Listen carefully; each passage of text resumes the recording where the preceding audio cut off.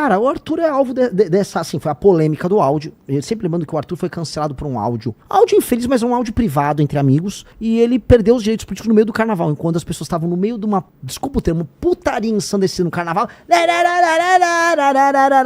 Ai, que absurdo, olha o que ele falou. Tem áudios do Guto muito ruins. Só que no fim do dia, eles se resolveram naquele caos deles. Ela o perdoou e ele é um pai presente hoje com a filha dele. Esse maldito discurso de ficar chamando todo mundo de nazista pra cancelar a pessoa e acabar com a vida dela. Ele é um esquerdista e aí ele queria, na matéria toda, e graças a Deus eu filmei a ligação, ele queria falar que eu era nazista. Vamos pra polêmica, Renan? Estamos aqui também para Vamos lá, isso. então. Algumas coisas você já respondeu na outra entrevista que você deu, mas como pode ter alguém vendo pela primeira vez, vamos lá. Intercept falou de que pessoas estavam recebendo dinheiro para aquele, quando vocês saíram pegando para fazer o partido, né? Matéria da Intercept. Sim, eu lembro. É o Intercept, né? Assim, publicou relatos de pessoas dizendo que assinaram apoio sem saber claramente que era para criar um partido ligado ao MBL. Isso tem o mais recente. Isso que eu ia falar. Os personagens do Missão, ou do MBL, quando estão envolvidos em algum escândalo, alguma coisa que gera em redes sociais algum tipo de ódio ou de alguma coisa, reverberam bem mais do que nos outros partidos. Porque eles têm uma personalidade muito forte. Porque eu vou citar... Porque as pessoas esperam mais da gente. Pode ser. Então qualquer coisa que no PL ou no PT ninguém liga, conosco, tipo, olha só, porque se espera mais da gente, se cobra mais da gente. E é pra esperar mais e cobrar mais, porque nós somos melhores. Então cobra mesmo. Os mais famosos, né, do Arthur, né, em que tem alguma coisa que fala que você fazia Tour de Blondes, falar sobre isso, já falou também, mas falar sobre isso. Esse lance da Intercept sobre pessoas que assinaram sem saber. E que eu levantei também, o Metrópolis procurou, eu nem sabia desse perfil Phallic Man, que é um influenciador neonazista, qual é a ligação dele com Missão, ou se vocês exaltam ele. Então, coloca tudo no meu balaio. E a última coisa do Guto Zacarias, que sempre falou contra o aborto e teve esses áudios. Cara, vocês têm que se preocupar com esses áudios aí, né? Surgiu o Instituto do Áudio Bombinha. Exato. Eu já venho avisando, Áudio Bombinha, enfim, tem mais alguma coisa que eu esqueci aí que o pessoal tá falando no chat? Já coloca tudo no meu balaio, já coloca todas as coisas pra ele responder. Só vai me lembrando que seja o número 4. O pessoal também tava perguntando sobre as dívidas tributárias. Maravilhoso. De que foram divulgadas também. Tá. E se surgir mais alguma coisa, eu vou te falando aqui no chat. Então vamos lá, vamos começar pelo Intercept. Pergunta número 1, Intercept. O Intercept, primeiro eu tenho que invalidar que é Intercept. Intercept é um grupo de esquerda que nos persegue, nos ataca politicamente, porque a função social deles é isso, eles recebem dinheiro para atacar pessoas do campo oposto. O pessoal tá falando também do Kurtz Yarvin também. Vamos só... Põe na lista, põe na lista. Tá na lista aqui. Então, o Intercept é basicamente isso. O que eles falaram as pessoas não sabiam que estavam assinando... Como funciona isso? Tá na rua, eu nunca vi esse pessoal... Porque eu não tenho uma ficha aqui. Eu vi uma pessoa com um crachá escrito Partido Missão. A pessoa chega pra você gostaria de assinar aqui... Uma prancheta? Com uma prancheta. Estamos fundando um partido político, ele defende isso. Esse aqui é o site do partido. E aí está escrito na ficha. Ficha de apoiamento ao Partido Missão. Está escrito. É uma Partido ficha padrão? Missão. A ficha é do TSE. Não é eu não vocês posso... que mudam nada. Quem cria a ficha é o TSE. Eu tenho que fazer a ficha dentro da especificação do TSE. Aí você faz a ficha com a especificação do TSE, aí você leva ela com uma prancheta, aí a pessoa vai assinar na prancheta, ela vai dar os dados dela. Então, assim, a pessoa tem que ser muito de má fé pra dizer que ela recebeu um papel, que ela não viu que estava um partido, que ela deu todos os dados dela, ela preenche os dados, e aí ela, meu Deus... Não sabia. Não sabia. Conversa mole. Tanto que pessoa séria, após assinar uma prancheta com um partido, com a fundação do partido, ela vai e recorre ao Intercept pra reclamar. Eu entendi, né? É óbvio que ela recorreu ao Intercept. Ela é uma pessoa que eventualmente de esquerda foi abordada e falou, tanto que esses casos foram mínimos. E aí, no final, o partido, quando... Eles fizeram umas denúncias lá. Nenhuma denúncia eles tentaram formalizar, em termos criminais, ali a véspera da eleição. Nada. Não deu nada. Não, e quando eu fui para julgamento no TSE, nós ganhamos por 7-0. Então, é uma não discussão. Tá. Não discussão. Personagens, então. Primeiro, o Arthur, já é meio antigo, mas nos áudios também falava da famosa Tour de Blonde. O que você tem pra falar sobre isso? Que você participava desse Tour de Que Blonde? assim, cara, assim, o Arthur escreve no áudio, pra falar da minha parte, Tá. que eu já viajei pra Suécia e que eu saía com mulheres na Suécia. Cara, eu já viajei pra Suécia, já viajei pra Noruega, já viajei pra Finlândia, eu já viajei pra Alemanha, eu já viajei pra Itália. Não, Itália não, já viajei pra França, já viajei pra vários lugares. E caso essas pessoas chocadas não saibam, assim, eu sou heterossexual. E se eu estou num país e eu vou conhecer o país, eu amo história, então eu vou na Suécia, aprendo a falar a língua, aprendo a cozinhar comida local, tenho amigos de vários países do mundo. E, cara, se eu tô solteiro, com 23, 24 anos, conheço uma moça e vou sair, não tem problema nenhum. Qual é o problema? Os caras querem criar a teoria da conspiração do nada. Ai, o que tem isso aí? Nem tinha esse nome. O Arthur que colocou como piada, eu achei engraçado. Mas, sim, e qual o problema? É crime? É crime ser heterossexual? O Arthur vai poder concorrer em algum momento, em alguma coisa? Cara, o Arthur é alvo dessa, assim, foi a polêmica do áudio. Eu sempre lembrando que o Arthur foi cancelado por um áudio. Áudio infeliz, mas um áudio privado entre amigos. E ele perdeu os direitos políticos no meio do carnaval, enquanto as pessoas estavam no meio de uma, desculpa o termo, putaria ensandecida no carnaval. Ai, que absurdo, olha o que ele falou. O cara, às vezes, pelado, numa suruba. Não, mas olha só, o cara que desrespeito. Pelo amor de Deus.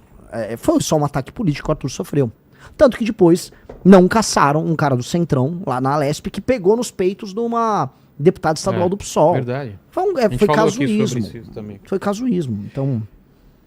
Guto eu acho mais grave porque mostra um discurso e na ação uma coisa totalmente diferente. Quer dar o contexto? Foi muito triste o que aconteceu ali no caso do Guto. O Guto teve um relacionamento fora do namoro dele. Quanto tempo? Com uma moça. Isso acho que foi 2024. Tá. E esse relacionamento, ele teve lá com uma moça. O relacionamento não foi pra frente, não tendo muito contexto, porque eu não entro muito na vida pessoal deles. Mas não deu certo, a moça ficou grávida. E aí eles ficaram discutindo, debatendo. A moça fez um BO, aparentemente, porque pra mim essa é a parte mais grave. Porque o Guto não ficou próximo dela no acompanhamento da gravidez. O Guto talvez não achava que o filho era dela. E ela fez um BO contra ele. Era dele. Não, você falou era dela. Que o filho era dele, no caso. Podia ser filho de outro cara. Enfim, ficaram tendo aquelas discussões. Não vou entrar no mérito, no detalhe das discussões, porque se ela fez o BO, ela vai colocar os elementos probatórios dela no BO. Ele não colocou os dele ali. Era um BO unilateral, é uma peça dela. E aí, nessa peça dela, ela o acusa. Tem áudios do Guto muito ruins. Só que no fim do dia, eles se resolveram naquele caos deles. Ela o perdoou e ele é um pai presente hoje com a filha dele.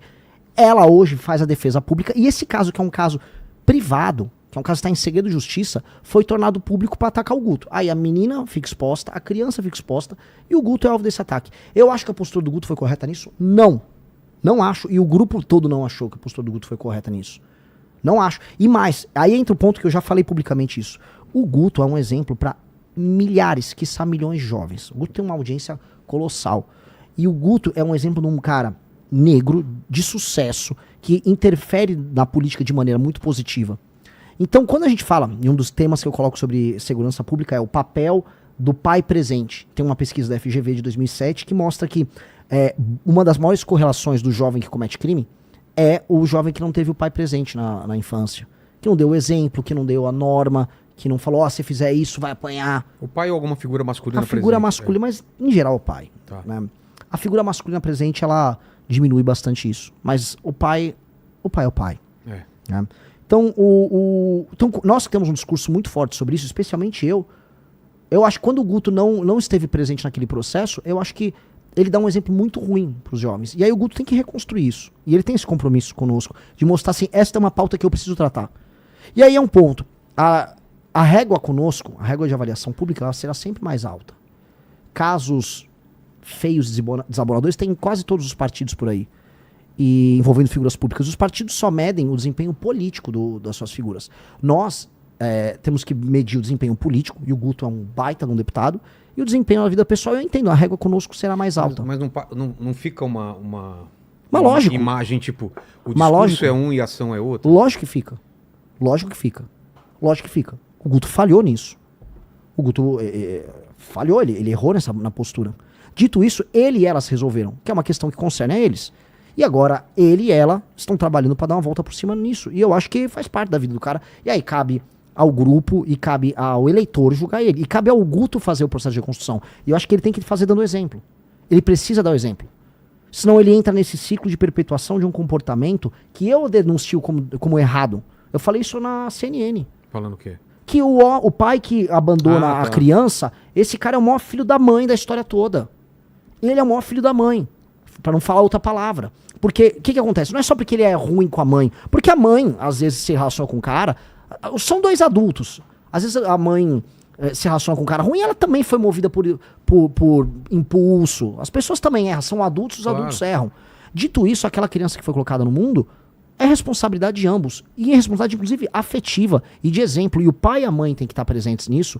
Porque no fim do dia, se aquela criança, ela, especialmente um menino, na verdade, especialmente não, quase sempre um menino, ela não tem esse acompanhamento, fica carente de exemplos, esse é o rapaz que eventualmente pode cometer um crime, que vai ter um desempenho escolar inferior, tem pesquisas que mostram isso, a ausência da figura paterna faz com que a criança tenha um desempenho escolar menor. Então, tudo aquilo que a gente critica na formação de uma sociedade coesa, não pode ser praticado por nós. Então, ele, no processo, ele tem que reconstruir isso. Ele reconstruiu na relação dele. Então, a primeira pessoa que ele tinha que reconstruir é com a moça.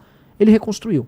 Ele e ela estão reconstruindo isso. Agora ele tem que reconstruir como homem público. E ele vai fazer isso, porque o Guto é essencialmente uma pessoa boa. Agora, uma pessoa falha como todos nós. Entendi.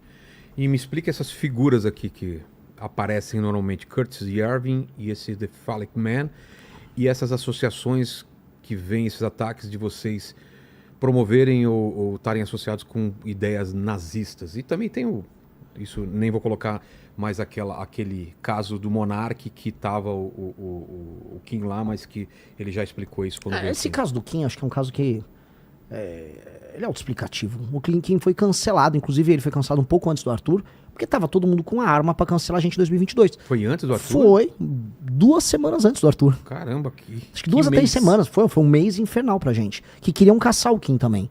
Obviamente que o Kim não é nazista. Assim, esse maldito discurso de ficar chamando todo mundo de nazista pra cancelar a pessoa e acabar com a vida dela. É isso que essas pessoas tentam fazer o tempo todo. E foi feito com o Kim. O Kim, à época, foi defendido, inclusive, por grande parte da comunidade judaica brasileira. Porque o Kim sempre foi uma pessoa que promoveu políticas que, em grande medida, enfrentavam o antissemitismo no Brasil. Sempre. Que tá crescente, né? Muito crescente. Muito crescente. Aliás, boa parte da discussão sobre antissemitismo no mundo envolve entender que a geração Z de direita e a geração Z de esquerda, no mundo todo, estão cruzando a linha em muitos termos sobre essa questão do antissemitismo, mesmo, cada um à sua maneira, tá? E é um momento diferente que está vivendo o mundo e um momento que carrega muito perigo, tá? Então, esse caso do Kim é um caso, enfim, mais do que sedimentado e não tem relação com nada. Essa história Quem são essas duas figuras aí? Não, Curtis Yarvin, ele é um autor dos mais importantes da direita americana hoje.